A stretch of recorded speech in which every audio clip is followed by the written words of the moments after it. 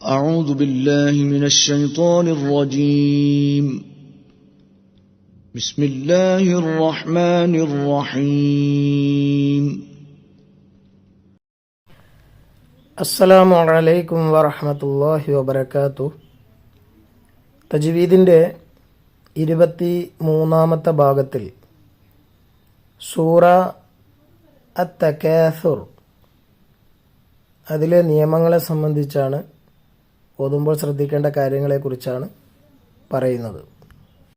ബിസ്മില്ലാഹിർ റഹ്മാനിർ റഹീം. ഇതിലെ റോ ഇസ്തിഅലായിൻ്റെ രീതിയിൽ കനപ്പിച്ച് ഉയർത്തിയാണ് ഉച്ചരിക്കേണ്ടത്. റാ എന്ന് പറയാതെ റോ എന്ന് ഉച്ചരിക്കുക. അൽഹാകുമുത് തകാസുർ. ഇവിടെ സാ ഒന്ന് ശ്രദ്ധിക്കുക കുട്ടികൾ, കാരണം സുർ എന്ന് പറയരുത്, സോർ എന്നുള്ള രീതിയിൽ ഉച്ചരിക്കുക. ഹത്താ സുർത്തുമുൽ മഖാബിർ. ഇവിടെ ഖാഫ് ഇസ്തിഅലായിൻ്റെ അക്ഷരമാണ്, അതുകൊണ്ട് മക്കാബിർ എന്ന് പറയാതെ മഖാബിർ ഖോ എന്ന് തന്നെ ഉച്ചരിക്കുക.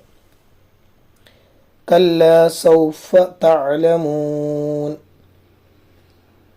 തഅലമൂൻ അവിടെ മദ്ദുൽ ആരിദുമാണ്. നിർത്തുമ്പം നമുക്ക് അറിയാം 3 മുതൽ 5 ഹർക്കത്ത് വരെ നീട്ടിയിട്ടാണ് ഈ ആയത്തുകൾ അവസാനിക്കുന്ന സമയത്ത് നമ്മൾ നിർത്തേണ്ടത്. സുമ്മ കല്ലാ സൗഫ തഅലമൂൻ. സുമ്മ സാ ശ്രദ്ധിക്കുക, പിന്നെ മീമിന് ഷദ് വന്നാൽ മണിച്ചോദണം. സുമ്മ തഅലമൂൻ നീട്ടി നിർത്തുക. കല്ലാ ലൗ തഅലമൂന ഇൽമൽ യഖീൻ അവിടെയും നീട്ടി നിർത്തുക. ലതറവുന്നൽ ജഹീം. ലതറ റാ ഉച്ചരിക്കുമ്പോൾ ശ്രദ്ധിക്കുക, ഉന്ന അവിടെ ന്യൂനിനെ മണിച്ചോദണം. ثم لترؤنها عين اليقين. സാ ശ്രദ്ധിക്കുക, മീമിന് ഷദ് മണിച്ചോദ. റാ ശ്രദ്ധിക്കുക, ഐനൽ യഖീൻ നീട്ടി നിർത്തുക. ثم لتسألن يومئذ عن النعيم.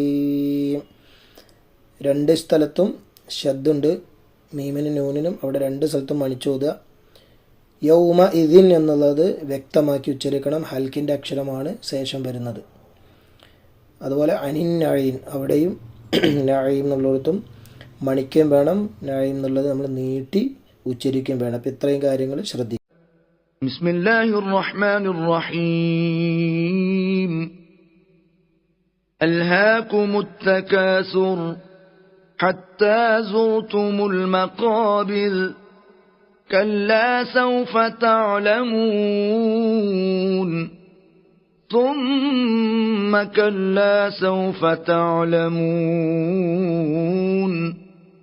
كلا لو تعلمون علم اليقين لترون الجحيم ثم لترونها عين اليقين ثم لتسألن يومئذ عن النعيم.